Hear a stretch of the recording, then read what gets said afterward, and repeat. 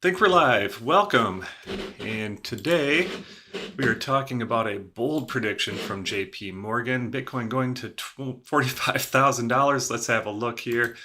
Um, Headline on the block, Bitcoin price could reach 45,000 due to rising gold price, says JP Morgan. Actually, it wasn't JP Morgan that said it. It was an analyst at JP Morgan, obviously. But there's the implication here based on market caps and things and where gold is going, that Bitcoin could go to 45,000, and that's by one of their leading strategists, Nicholas. Not sure how to pronounce that last name, so we'll just move on. This is important here though. The upcoming Bitcoin halving should double the production costs and make kind of that floor price for producing the new Bitcoin around $40,000, right? And that'll happen next year. And typically the production cost tends to be an area like a lower bound, effective lower bound, essentially. So with the halving coming, anything under 40 seems like a pretty good deal to me, not financial advice. And then JP Morgan goes on in that same analysis to project a 25% return on Bitcoin over the next 12 months.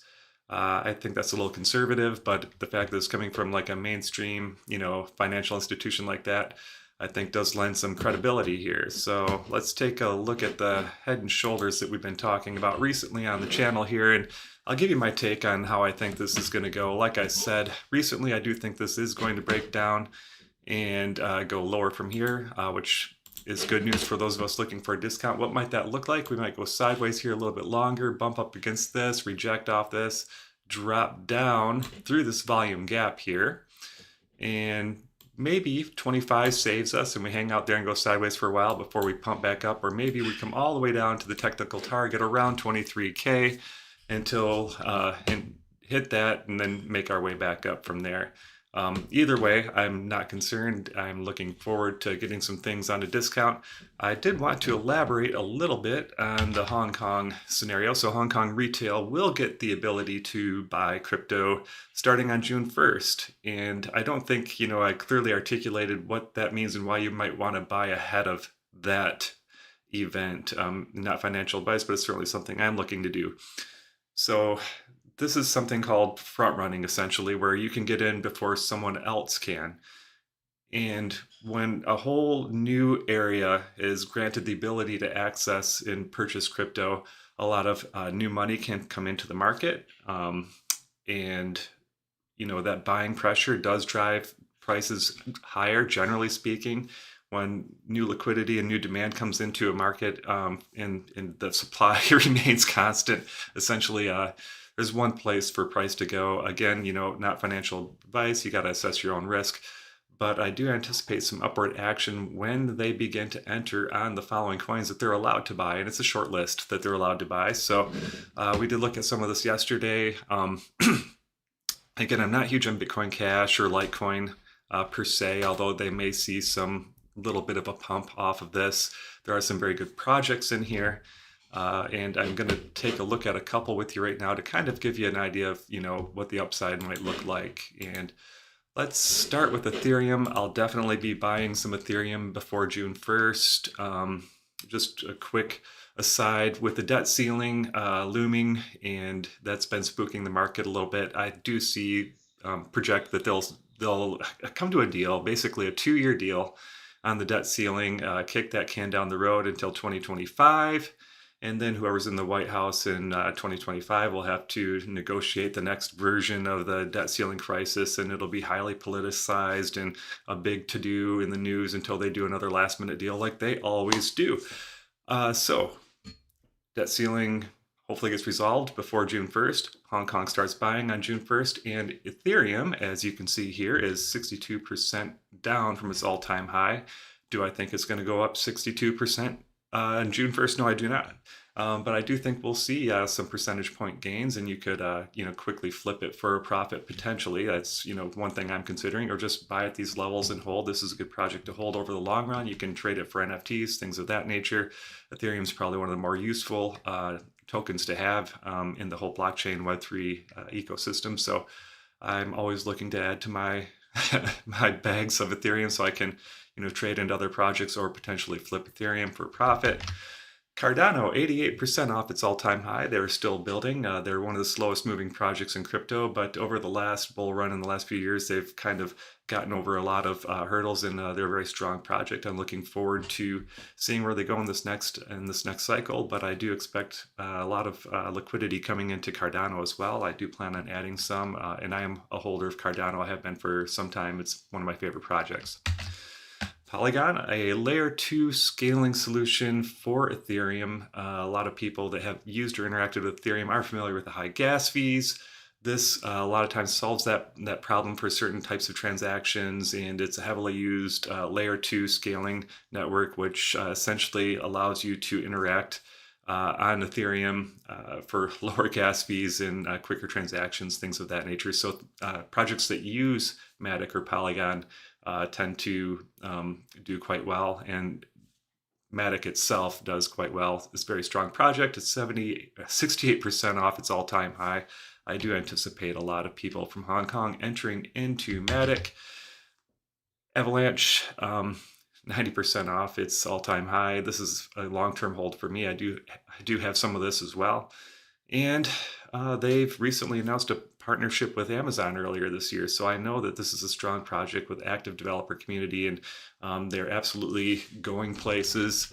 I do expect them to be around for the long haul, so it's something that certainly I'm looking to accumulate during this time as well.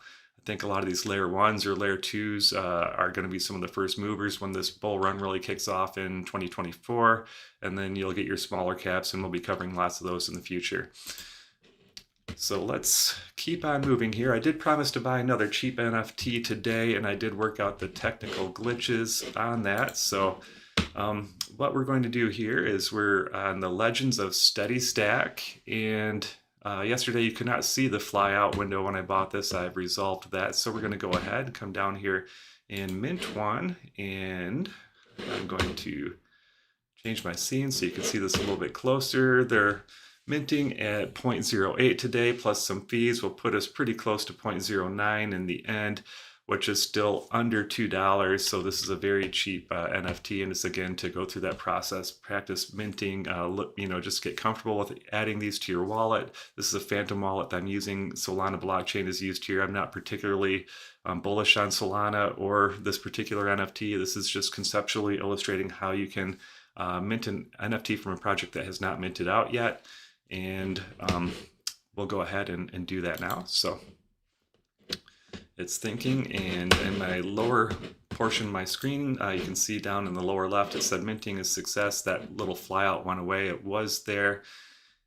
So let's go back up here and see what we see. I'm going to go ahead and refresh in my wallet here, and we should see a new transaction, SPL transfers, less than a minute ago.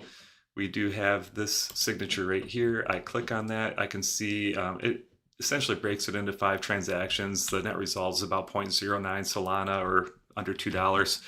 And we get a token here. So let's click on that and see what we got. And we'll view the original here. And this is what I minted. You don't necessarily know what you're going to get ahead of time. You wait and see what actually mints. And minting means you're actually paying the gas fees to put it on the blockchain. And this is the reason I'm using Solana to demonstrate this, because the fees are so cheap on Solana. I'll also show you in my wallet here where I would go and look for that in my Phantom wallet. You can see I've got a few different cheap projects in here. And if I go to my Legends of Steady Stack, this is the one that I just purchased. 0.09 Solana, again, under $2. So how do you find these cheap projects that have not minted out yet if you wanted to practice and mess around? Again, I don't think, a Legends of Steady Stack is going to go high from here. It's not one that I'm looking to make money on. It's one that I'm looking to kind of practice that interacting with the blockchain. And if I click on it, you'll even see here, it says, the floor price is 1 Solana, right? So if I go out and put this on Magic Eden, the floor price right now is 1 Solana. Are they actually selling for that? Probably not. Otherwise, this project would be sold out and everyone would buy them at 0.09 and sell them for, essentially a 10x. and flip them on Magic Eden. Could it go to one Solana someday? Maybe. I'm going to hang on to them in my wallet. I mean, they're cheap. They're there. I don't really have a plan for them at this point other than just to share this process with you. I do want to share where you can find some of these projects. There's nftdropscalendar.com.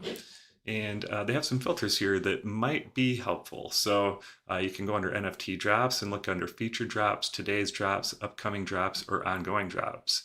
I went to ongoing to find some things that are literally still minting right now and if not minted out, hopefully.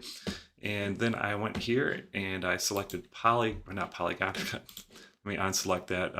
It's probably right in front of my face. Solana, right there.